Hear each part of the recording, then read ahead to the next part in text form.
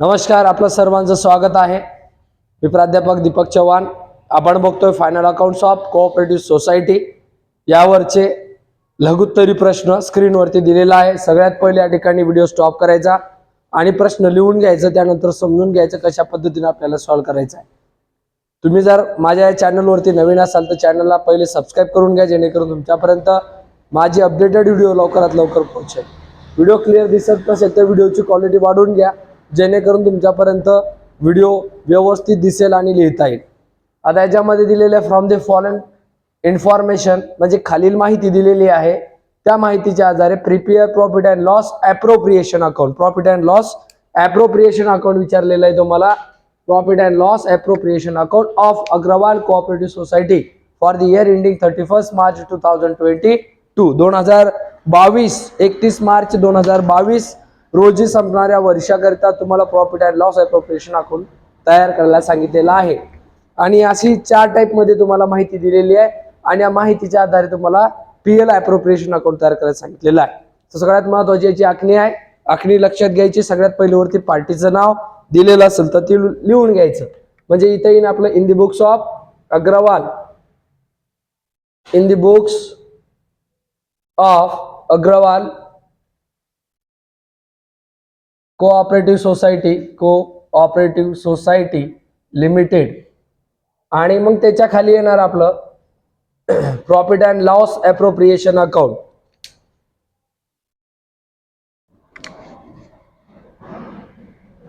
Profit and loss appropriation account आणि परत त्याच्या खाली मग वर्ष दिलेलं असेल तर वर्ष घ्यायचं। For the year ended 31 March 2022 वर्षासाठी दिलेला आहे। मग करायची याची आखणी 2 भागामध्ये। आपल्याला माहिती आहे अकाउंटची आखणी 2 भागामध्ये राहते। एक 10 ओळीसाठी आखणी करायची।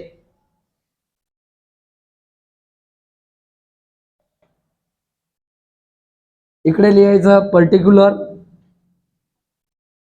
पर्टिक्युलर डीआर बाजू, याच्यामध्ये अमाउंट, इकडे पर्टिक्युलर,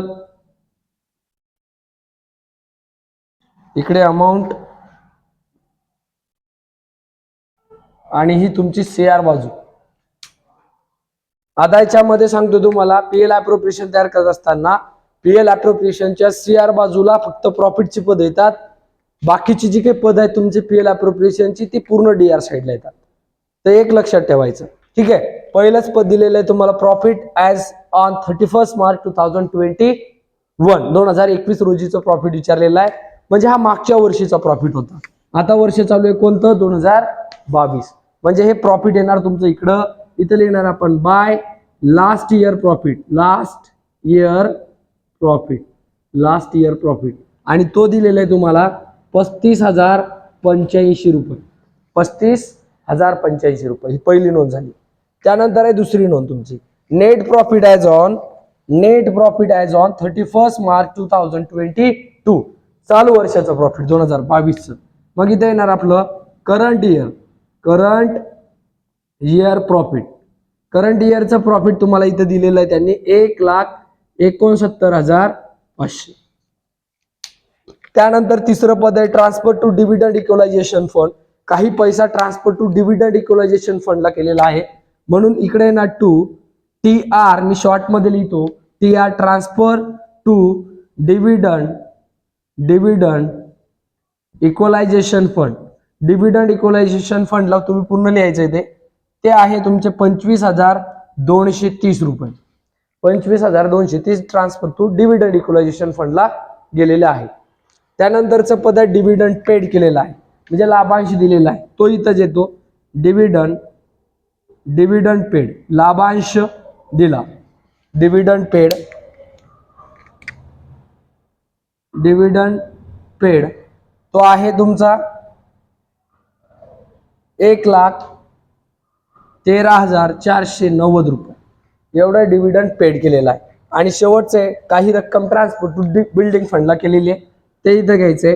मी शॉर्टकट मध्ये लिहितोय TR transfer to building fund, transfer to building fund आणि ती अमाऊंट आहे तुमची 20,000. बस 5च पद दिलेले होते आणि या 5 पदावरती तुम्हाला प्रॉफिट अँड लॉस अप्रोप्रिएशन विचारलेलं होतं. हे अशा पद्धतीनं प्रॉफिट अँड लॉस अप्रोप्रिएशन येते. मग सगळ्यात शेवटी काय करायचं, याला करायचं क्लोज. आता इथं जिथपर्यंत आखणी केली तिथपर्यंत असं याला क्लोज करायचंय आणि हे दोन्ही खाते जे आहेत शेवटचे DR आणि CR चे अमाऊंटचे क्लोज करायचे डबल आणि याच्यामध्ये टोटल करायचे. शक्यतोवर तुमची CR बाजू जी आहे प्रॉफिटची बाजू इकडची ती जास्त असते. आता याची जर बेरीज केली तर तिची बेरीज येते 2,04,585. तुमच्याकडे कॅल्क्युलेटर असते, कॅल्क्युलेटरचा वापर करायचा. तुम्हाला अलाउड आहे परीक्षेमध्ये 85. मग या ठिकाणी काय निघेल, तुमचं बॅलन्स निघेल. कसं बॅलन्स निघेल तर 2,04,585 मधून वरची संख्या जर वजा केली तर तुमच्या या ठिकाणी निघेल बॅलन्स आणि हा ट्रान्सफर होईल ट्रान्सफर टू BS ला. BS म्हणजे कोण तर बॅलन्स शीट. मग किती बॅलन्स निघतो तुमचा 3,490 असा तुमचा बॅलन्स निघतो. इतक्या सोप्या पद्धतीचे प्रश्न आहेत. आता मधामध्ये हा लाईटचा थोडा प्रॉब्लेम असल्यामुळे तुम्हाला दिसत नसेल, पण व्यवस्थित जर बघितलं तर मी क्लिअर केलेलं आहे, त्या ठिकाणी तुम्हाला ते दिसेल. ठीक आहे, अशा पद्धतीनं हे जे प्रॉफिट अँड लॉस अप्रोप्रिएशनचे उदाहरण आहेत आपले सुरू आहेत.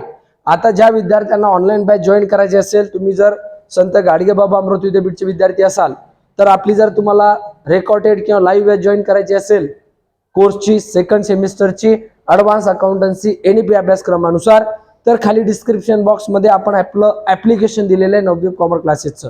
तो ऍप्लिकेशन तुम्ही डाउनलोड करायचा आहे आणि त्यामध्ये ॲडव्हान्स अकाउंटन्सी NEP नावाचा कोर्स आहे. तो कोर्स तुम्ही तिथून जॉईन करू शकता आणि चांगल्या पद्धतीने तुम्हाला त्याच्यामध्ये मार्क्स मिळू शकता. यासोबत तुम्हाला व्यवस्थित अभ्यासक्रम कव्हर केलेला त्या ठिकाणी मिळेल आणि सोप्या पद्धतीनं तुम्हाला त्या ठिकाणी मार्क्स कसे मिळतील आणि पेपरमध्ये क्वेश्चन कसे सॉल्व्ह करू शकतात हे त्या ठिकाणी आपण दिलेलं आहे.